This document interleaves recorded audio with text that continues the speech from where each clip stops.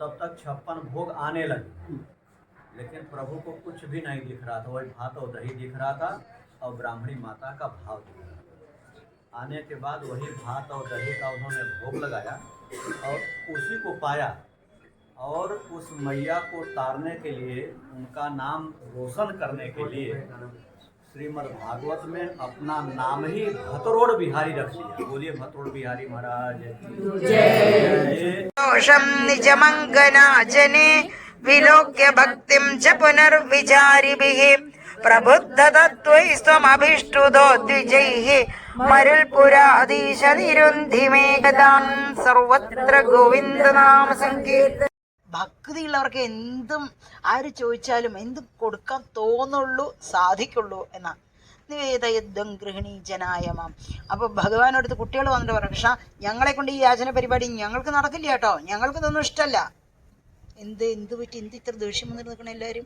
അതോ അവരോട് പോയി ചോദിച്ചപ്പോൾ അവരൊക്കെ എന്താ വലിയ കൊമ്പന്മാരാന്ന് വിചാരിച്ചു. അവർ കോട്ട ഭാവം കൂടി നടിച്ചില്ല, ഞങ്ങളോടൊരു വാക്ക്, ഞങ്ങളെ ഒന്ന് നോക്കുക പോലും ചെയ്തില്ല.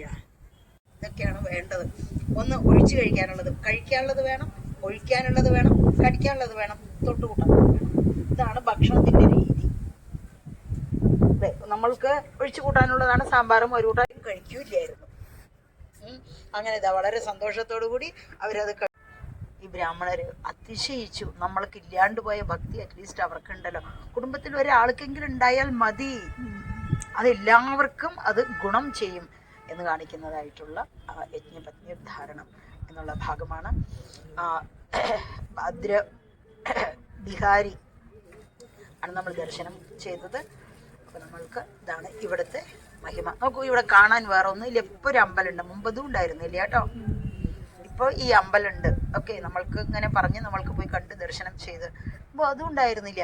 ഇവിടെ വൃന്ദാവനത്തിൽ കാഴ്ച എന്നുള്ളതിനേക്കാൾ കൂടുതലായിട്ട് ഇവിടുത്തെ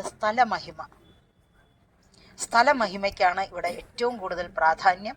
കാഴ്ച ഒരു പക്ഷേ നമ്മളുടെ കണ്ണിൽ അത് കാഴ്ചയായിരിക്കില്ല, പക്ഷെ ഇവിടുത്തെ സ്ഥലമഹിമ എന്നുള്ളതിനാണ് ഇമ്പോർട്ടൻ്റ്. അതുകൊണ്ട്